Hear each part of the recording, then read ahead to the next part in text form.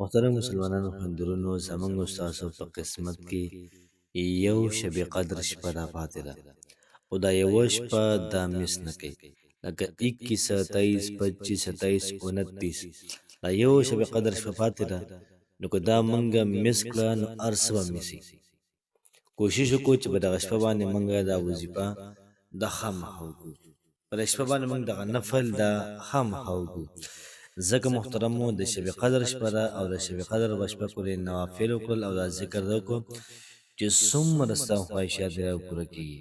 څومره ستا حاجات دي د پوره کېږي الله پاک ورته مالامال کړي ستا لمن به الله پاک محترمو دا وډکېږي دومره ناشنا او دومره بهترینه شپه ده نو د 29 کما شپه ده په هغې باندې محترمو تاسو سره وظیفه وکړئ او دغه رنګې سباله د ورځې هم دا وظیفه کولی شئ نو سکرین شاټ والے ځان سره سیو کړئ مکمل ترتیب مکمل طریقه کار راخایمه انشاءالله العزیز هغه مرادونه چې لا تر اوسه پورې پوره شوي نه دي هغه خواهشات چې لا تر اوسه پورې پوره شوي نه دي انشاءالله پوره کېږي به څومره ستاسو مشکلات دي او دغه مشکلات لا ختم شوي نه دي انشاءالله العزیز دغه مشکلات دا لازمن محترم مسلمانانو کوشش وکړئ په خپل دا وظیفه وکړئ او دغه رنګې ملګرو سره هم شیر کړئ بسم الله الرحمن الرحیم شروع کوم د ډیر زیات بخونکي او د ډیر زیات مهربان رب په نوم باندې زه ګواهي ورکوم د دې خبرې چې د الله پاک نه علاوه د عبادت لایق بل څوک نشته نبی کریم صلی الله علیه و آله وسلم د الله پاک بنده او د الله پاک رسول دی زما د اسلام ډیرو زیاتو خوږو درنو مسلمانانو خویندورونو نن چې کومه وظیفه ده انتهایی مجربه وظیفه ده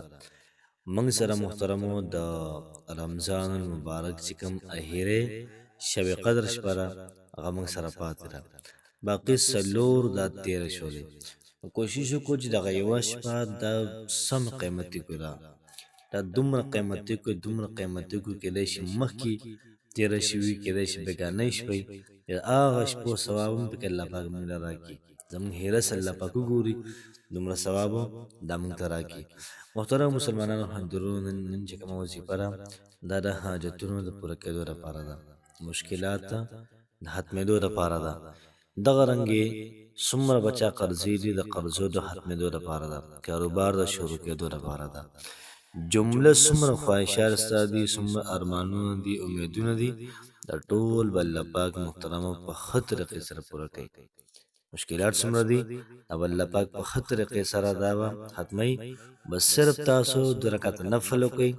او د الله پاک دا یو نوم ووایئ انشاءالله العزیز ستاسو هره مسله دا به حل کېږي الله پاک نه دعا ده رب څومره کسان دي مشکلات لري پریشانۍ لري یا الله دغه مشکلات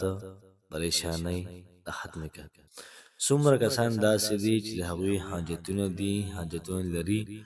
رب د هغوی تمام حاجات د پوره کړه تمام مسائل د هغوی ختم کړه څومره کسان قرضدار دي یا الله هغوی قرضې ختم کړه څومره کسان د رشتې په تلاش کې دي رب هغوی له ښه ځای کې رشته ورکړه امین ثم امین نن چې محترمو زموږ کومه وظیفه ده دا د شب قدر د شپې ده او ډیره زیاته ناشنا وظیفه ده وظیفې ترتیب او طریقه کار به داسې شي چې کله تاسو تراویح وکړئ تراویح نه بعد به تاسو تر پېشمني پورې تاسو به داسې وکړئ چې 2 رکعته نفل صلات حاجت به وکړئ چې کله ته فارغه شي د 2 رکعته نفلو صلات حاجت نه بیا به د هغې نه بعد ته کښېنې یوې شپېرې به درود شریف وي کله ته یوې شپېرې درود شریف ویلې نو بیا به د هغې نه بعد تاسو د الله پاک دا یو نوم یا لطیفو یا لطیفو یا لطیفو دا به 1100 او 11 پېرې به راوي 1100 او 11 پېرې به راوي 1111 دا دی ویلې بیا به د هغې نه بعد درود شریف وي یوې شپېرې او بیا به دعا وکړي انشاءالله العزیز ستا حاجت دا به خامخا پوره کېږي مشکل به دې ختمېږي ارمان به دې پوره کېږي چې څه دپاره هم کې دا به کېږي او یا لطیفو ښه په ارام یا لطیفو یا لطیفو یا لطیفو دا ټیک دا او داسې به ټیک نه ها یا لطیف یا لطیف یا لطیف نو صرف هغه سره له موږ پوره کوو.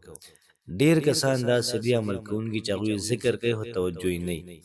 چې کله توجه نه وي نو بیا وظیفه کار نه کوي. چې کله وظیفه کار ونه کړي نو بیا چې کوم ښودونکي هغه بیا ګنهګار دي. نو څومره چې تاسو په توجه باندې وکړئ انشاءالله العزیز دومره پکې اثر راسوئ، دومره به لذت او خوند او مزه سوئ، دومره به ستاسو دعا دا زر قبلېږي. او بل دا چې حدیث شریف کې راغلی چې تاسو په دعا قبلېدو کې تعدي مه کوئ تعدي. الله پاک د حکمت د وجې ستا دعا لږه لیټ قبول کړي، کله کله زر قبول کړي، کله کله قبول نه کړي. دا مونږ باندې ده، کیدای شي مونږ د غوښتو صحیح چل نه راځي. نو کوشش وکړو محترمو چې وظیفه وکړو، د هغې نه بعد باید دعا وکړو. انشاءالله هر قسم ارمان به دې پوره کېږي، هر قسم حاجت به دې پوره کېږي او هر قسم مشکل دا به دې ختمېږي. الله پاک مو خوشحاله اباد ساته. السلام علیکم ورحمة الله وبرکاته.